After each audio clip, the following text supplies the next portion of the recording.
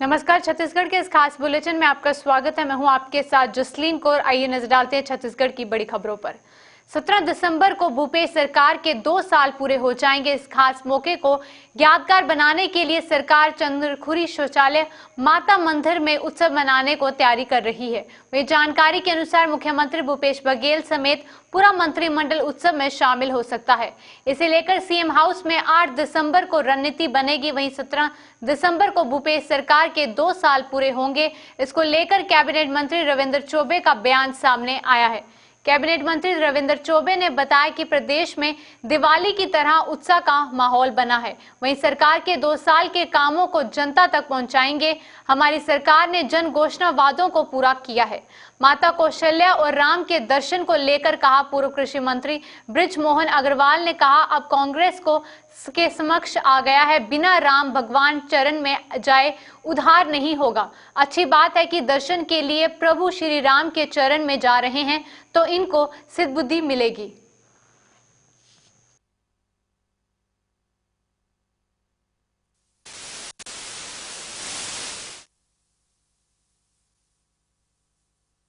मरवाही चुनाव को लेकर लागू आदर्श आचरण संहिता के खत्म होने के बाद गोरेला और पेंड्रा नगर पंचायतों में आज नवनियुक्त एंडरमैन का आयोजन किया गया है। वहीं इसको लेकर जमकर बवाल भी मचा।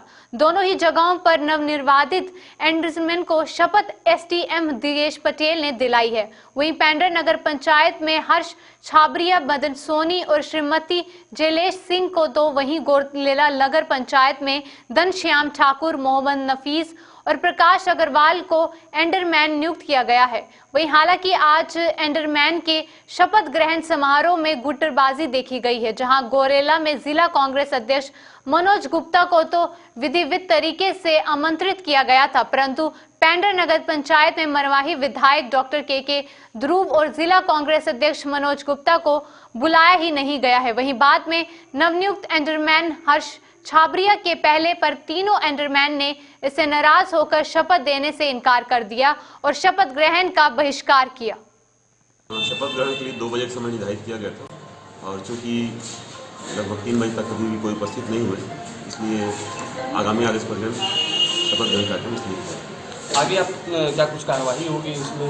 भविष्य में जैसे ही नस्ल प्रस्तुत की जाएगी उस दशा में पुनः तिथि निर्धारित किया जाकर शपथ ग्रहण कराया जाएगा। गुटबाजी है ये, इसको मैं नहीं जानता। वैसे मैं विधिवत दोनों नगर पंचायतों में मैंने सूचना करवाया था लोगों के माध्यम से कि हमारे जो नवनिर्वाचित विधायक हैं के और संगठन को मुख्य रूप से बुलाया जाए। अब पेंड्रा नगर पंचायत अध्यक्ष और वहाँ के सीएमओ किन कारणों से मुझे नहीं बुलाया गया या किसी को सूचना नहीं दी गई, ये उनका व्यक्तिगत मैटर है और किनके निर्देशों का वो पालन कर रहे हैं मुझे जानकारी नहीं। पार्षद यहाँ पर नहीं पहुंचे, शपथ ग्रहण समारोह नहीं हो पाया, क्या कारण है?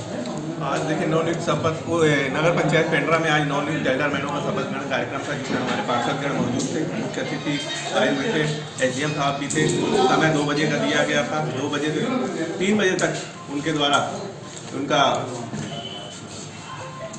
वेट किया गया, पर उनके द्वारा नहीं आया गया। हो सकता है किसी कारणवश वो नहीं आ पाए हों। आगामी आदेश को जब शासन का आएगा उस हिसाब से अगला शपथ ग्रहण कार्यक्रम किया जाएगा। गुटबाजी भी नजर आ रही है। जिला अध्यक्ष मनोज गुप्ता को ना बुलाए जाने के कारण बताया जा रहा है। देखिए नगर पंचायत क्षेत्र का ये कार्यक्रम है, इसमें गुटबाजी की कोई बात नहीं। हमारे सारे पार्षद यहाँ उपस्थित हैं, गुटबाजी की कोई नहीं। कोंडागांव के एक किसान की आत्महत्या किए जाने के मामले में सियासत गर्मा गई है। पूर्व मुख्यमंत्री डॉक्टर रमन सिंह ने आरोप लगाया है कि सरकार के कुशासन और कुनीतियों के ने एक बार फिर किसान की जान ले ली है। ट्वीट के जरिए भूपेश सरकार पर किए गए और पूर्व कृषि मंत्री बृजमोहन अग्रवाल ने कहा कि किसानों का धान का रकबा कम कर दिया गया है। दुखी की बात यह है कि जब भी कोई किसान या व्यक्ति आत्महत्या कर लेता है तो उसके ऊपर कांग्रेस सरकार गलत आरोप लगा लेती है। वहीं कांग्रेस प्रवक्ता ने बीजेपी पर पलटवार करते हुए कहा कि रमन काल में किसान परेशान थे। बीजेपी ने 2100 धान का समर्थन मूल्य को 300 बोनस देने की बात कही थी, पर सत्ता पर आई थी। आपको बता दें कि कोंडागांव जिले के बड़े राजपुर तहसील के मारगपुर किसान ने फांसी लगाकर आत्महत्या कर ली है।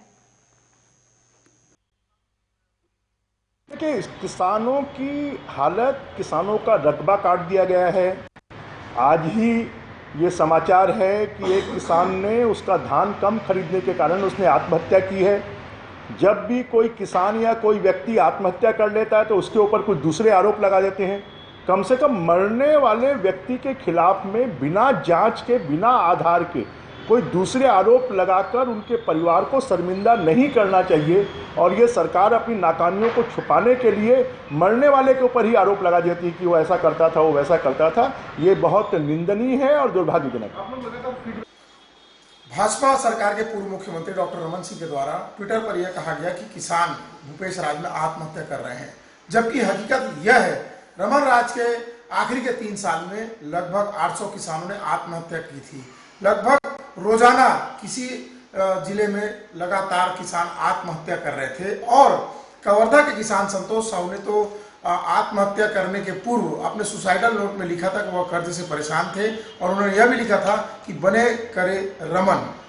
भारतीय जनता पार्टी को इस बात का ज्ञान होना चाहिए कि रमन राज में किसान परेशान थे, बेबस थे।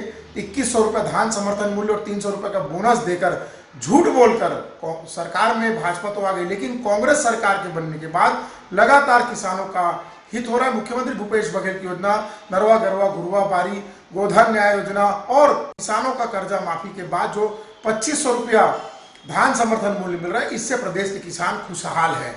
पूर्व मुख्यमंत्री डॉक्टर रमन सिंह को अपने कार्यकाल में किए गए किसानों के आत्महत्या पर पश्चाताप करना चाहिए और प्रदेश की जनता से माफी भी मांगनी चाहिए। बस्तर जिले के लोंडी घूड़ा थाने के टीआई को बस्तर एसपी दीपक झा ने लाइन अटैच कर दिया है। वहीं दरअसल टीआई पर कार्य में लापरवाही बरतने का आरोप लगा है। कुछ दिन पहले ही थाना क्षेत्र में जुआ खेलते हुए पुलिस की टीम ने 8 लोगों को गिरफ्तार किया था। इस कार्यवाही को दूसरे थाना क्षेत्र की पुलिस टीम ने अंजाम दिया था, जिसके बाद लोंडीगुड़ा थाने के टीआई पर थाना क्षेत्र में जुआ खिलवाने का आरोप लगा गया था। वहीं बस्तर एसपी ने थाना प्रभारी चंद्रशेखर श्रीवास को लाइन हाजिर करते हुए दूसरे थाना प्रभारी की नियुक्ति थाने में कर दी है। बस्तर एसपी ने जानकारी देते हुए बताया कि पूर्व में भी थाना क्षेत्र में अवैध गतिविधियों की जानकारी लगी थी, जिसके बाद थाना प्रभारी को कार्रवाई करने के निर्देश दिए गए थे, लेकिन थाना प्रभारी के कार्रवाई न करने के व कार्य में लापरवाही बरतने पर लाइन अटैच की कार्रवाई की गई है। अवैध गतिविधियों के संबंध में जानकारी प्राप्त हो रही थी, लिखित शिकायतें प्राप्त हुई थी। इसको लेकर थाना प्रभारी को सूचित किया गया, निर्देशित किया गया था। उसके बाद भी वो संतोषजनक कार्रवाई वहाँ पर नहीं हुई थी, जिसको फिर कार्रवाई के लिए अन्य स्रोतों से फिर कार्रवाई वहाँ पर किया गया। जो आपकी एक रेडी कार्रवाई हुई थी, जिसमें 8 आरोपी गिरफ्तार हुए थे और 28,000 रुपये जब्त हुए थे। तो क्षेत्र में चूँकि डीजी महोदय का भी निर्देश है, किसी प्रकार का अवैध गतिविधियों को कोई भी बढ़ावा नहीं देंगे। उनके द्वारा काम में लापरवाही पाए जाने का प्रभाव से उनको लाइन में प्रोडक्शन निरीक्षक में संबद्ध कर दिया गया और उनको अन्य थाना प्रभारी को वहाँ पदस्थ कर दिया गया। मरवाही वन मंडल में जामवंत परियोजना के तहत भले ही सरकार करोड़ों रुपए खर्च कर रहा है, लेकिन फिर भी ये योजना फेल होते दिख रहा है। भोजन की तलाश में इधर उधर भटकते भालू कभी आमजन को नुकसान पहुंचाते हैं तो कभी खुद दुर्घटना का शिकार हो जाते हैं। फिर भी वन विभाग मौन है। मरवाही वन परिक्षेत्र में ग्राम मंझगवा में सुबह होते ही बीच सड़क पर भालू का शव मिलने से सनसनी फैल गई। बताया जा रहा है कि मंझगवा गांव के पास अज्ञात वाहन की चपेट में आने से एक भालू की मौत हो गई है। घटना की सूचना मिलते ही वन विभाग की टीम मौके पर पहुंचकर शव का पंचनामा करवाने के बाद शव को कब्जे में ले लिया गया है और पोस्टमार्टम के लिए मरवाही वन मंडल के डिवीजन ऑफिस में लाया गया है, जहां पर वन अधिकारियों और पशु चिकित्सकों की मौजूदगी में शव का अंतिम संस्कार किया जाएगा। वहीं वन विभाग ने मामले में अज्ञात वाहन की पतासाजी में जुटे हुए हैं।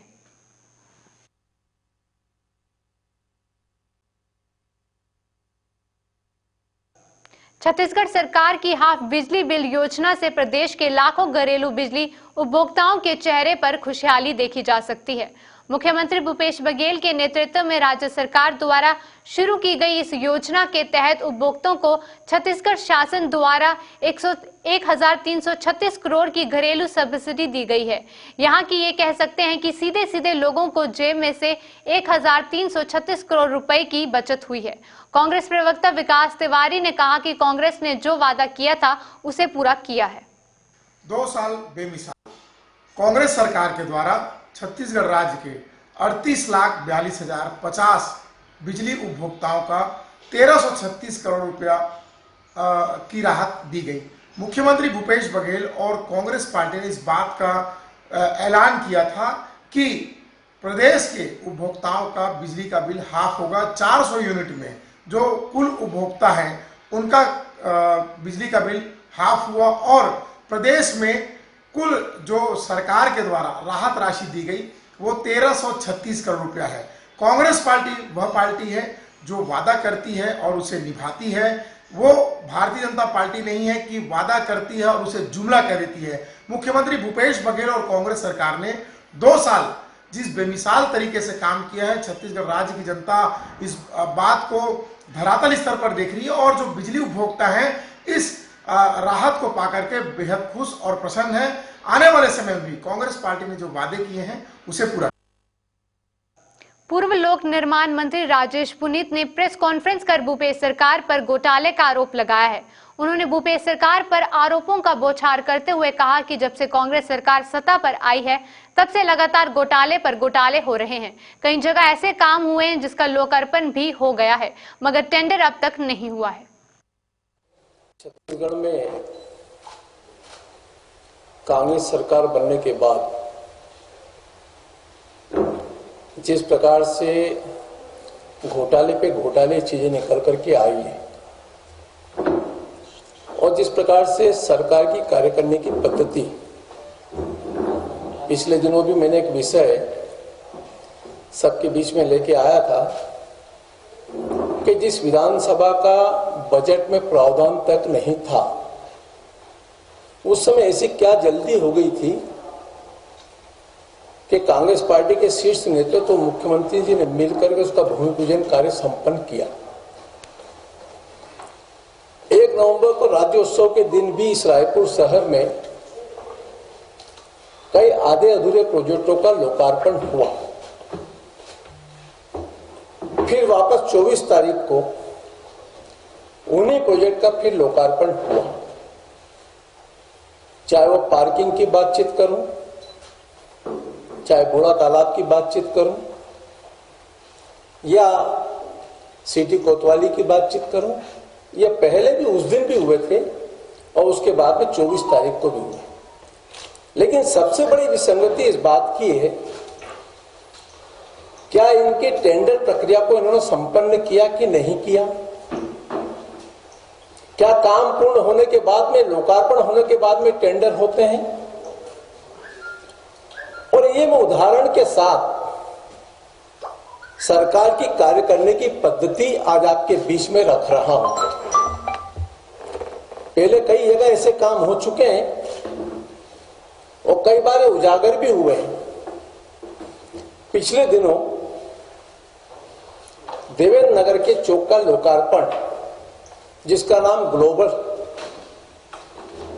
चौक रखा है, पहले उस पर कंट्रोवर्सी हुई थी क्योंकि अमर गुरु बख्शाणी के नाम पर उस चौक का नामकरण पहले से हो चुका था। एक समाज, एक वर्ग, एक तबके ने उसको लेकर के अपनी नाराजगी व्यक्त की थी, लेकिन उसके बाद में भी उस चौक का नया नामकरण आपने किया, उसका उद्घाटन हो चुका, उसका लोकार्पण हो चुका है, लेकिन उसकी टेंडर की प्रक्रिया भी पूर्ण नहीं हुई। बिना टेंडर के, बिना प्रक्रिया पूर्ण किए कौन सी एजेंसी ने काम कर दिया और उसका भुगतान किस मद में कैसे होगा? बस्तर पुलिस को बड़ी सफलता मिली है। वहीं शहर के विभिन्न एटीएम मशीनों से बीते 3 महीने में के भीतर फर्जी तरीके से करोड़ों रुपए गायब करने वाले 2 शातिर अपराधियों को पुलिस ने गिरफ्तार कर लिया है। मामले की जानकारी देते हुए बस्तर पुलिस अधीक्षक दीपक झा ने बताया कि बीते 3 महीने से शहर के विभिन्न क्षेत्रों में स्थित एसबीआई बैंक एटीएम मशीनों से करोड़ों रुपए गायब होने की शिकायत बैंक अधिकारियों के द्वारा बीते 24 नवंबर को कोतवाली थाने में दर्ज कराई गई थी, जिसके बाद बस्तर पुलिस ने मामले को गंभीरता से लेते हुए जांच करना शुरू किया था। पुलिस ने संदिग्धों से पूछताछ करते हुए मामले के सभी सूक्ष्म बिंदुओं पर भी तीखी नजरों से जांच करना शुरू किया था। वहीं पूरी जांच होने के बाद आखिरकार पुलिस ने एक हफ्ते के भीतर ही 2 अपराधियों अनुराग यादव और जनार्दन यादव को दिल्ली एयरपोर्ट से गिरफ्तार कर लिया है।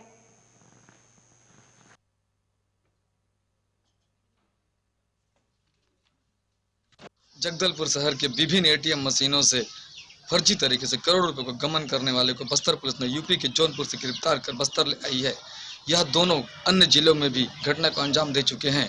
JK 24/7 से बास्की ठाकुर, जगदलपुर। छत्तीसगढ़ के इस खास बुलेटिन में बस इतना ही। देश और दुनिया की तमाम खबरों के लिए बने रहें JK 24/7 न्यूज के साथ। नमस्कार।